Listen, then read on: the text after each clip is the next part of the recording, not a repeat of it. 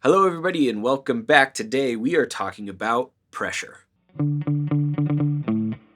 Now, if that's the type of pressure that you're hoping to talk about, sadly, you will be disappointed because today we're talking about our left hand and how much pressure should we really be applying when we fret our strings. This is something that I myself am still constantly working on. I tend to be a very heavy-handed person to the point where I actually use heavier strings because when I use lighter strings, I tend to pull and bend them out of place because I'm fretting so hard. So this is a real struggle for me. And I have a student who took from a guitar teacher named Larry Green, who I also took from.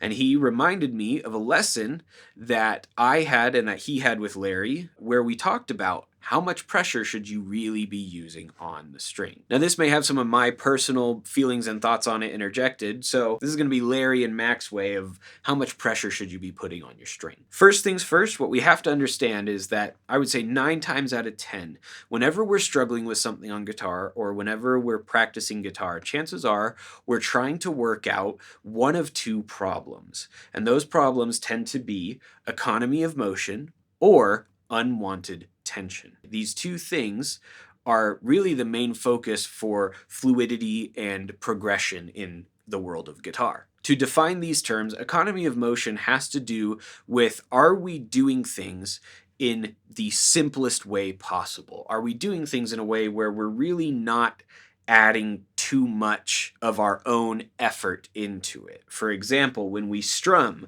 are we pushing through those strings, or are we allowing gravity to help us as much as we need to get through the strings? And we'll find out how that relates to fretting in just a second. To define unnecessary tension, this has to do with tension in our bodies that's unnecessary. You'd be surprised how much tension people carry. A lot of times people in their left arm, when they're learning to fret, especially when they're learning to do bar chords, they'll have tension in their shoulder, tension in their arm, when in actuality we want to make sure that whatever tension we do have is as minimal as possible and is working with our economy of motion. So, in order to understand the best way to fret a guitar, we must first understand that when we play guitar, we really want to make sure that our fingers land right in front of the fret.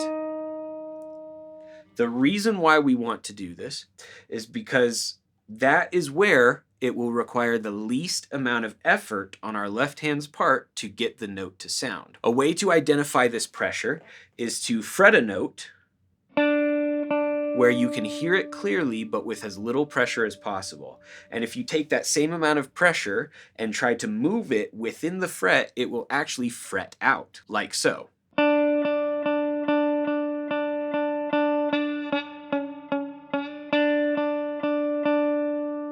So we really want to make sure that that's something we're paying attention to. Are we as close to the frets as we can be without overstepping our boundary? Therein lies our economy of motion. We are using the guitar and where we place our fingers to make it so that we're using less effort than we would if we just threw our finger down somewhere. Now that we've established our economy of motion when it comes to fretting, let's talk about that unnecessary tension. When we are fretting a string, like so, we really want to make sure that there's no other tension anywhere in our body. None in the shoulder, arm, elbow, nothing like that, right?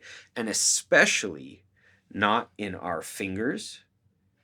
We want to be able to move those smoothly and independently. We don't want them to feel sticky, but we still want to be able to hear that fret and still have that nice, smooth movement in there. This also means that when we are fretting, we're not gripping with our thumb really hard. We should be using our thumb, yes, to help make sure that we have that pressure there, but that doesn't mean that we are slammed down against the string. It's relaxed, it's even, no extra tension. Now, how do we practice that? Well, let's say we take our chromatic scale starting on that same E there.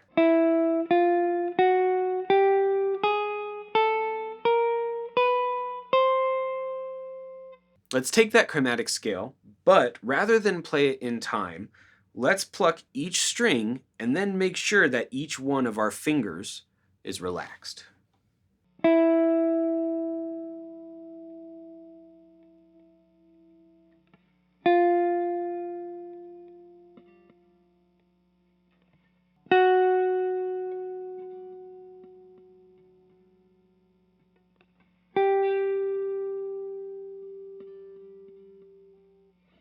what it is we're making sure that we're as relaxed as possible. Again, it's getting rid of that unwanted tension. The other thing is that when we change from one fret to the next, it should never feel like we're having to apply pressure to lift that finger off. Rather, it should be releasing that finger. If we think about the tendons that actually exist in our arms, these fingers, when we do this with them, are controlled by tendons down here that pull against it. So really, when we're letting go, we don't want to engage the tendons up here that pull them this way. We rather just want to release these tendons. I've said it before, I'll say it again, unwanted tension. That's what we're trying to get rid of. Now, as we work through this, it'll take time and it'll take patience. But we can then potentially move on to a scale.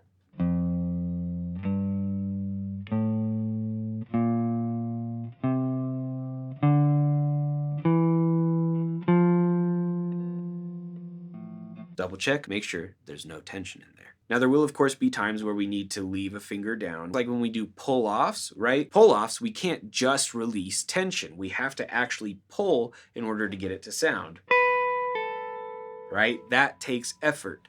But we're using different aspects, like pulling sideways. When we do something like that, we're still using our economy of motion to make it so we're only pulling off just hard enough to get it to re-strike the string like so. It all comes back to economy of motion and unwanted tension. That's what we're trying to work out. All right, I hope this lesson has been helpful for you. I hope it kind of gave you something to think about and a new exercise to try throughout this coming week. What sort of exercises do you use to help with your tension and your economy of motion? Do you agree that less is often more when it comes to the guitar? Let me know in the comments down below.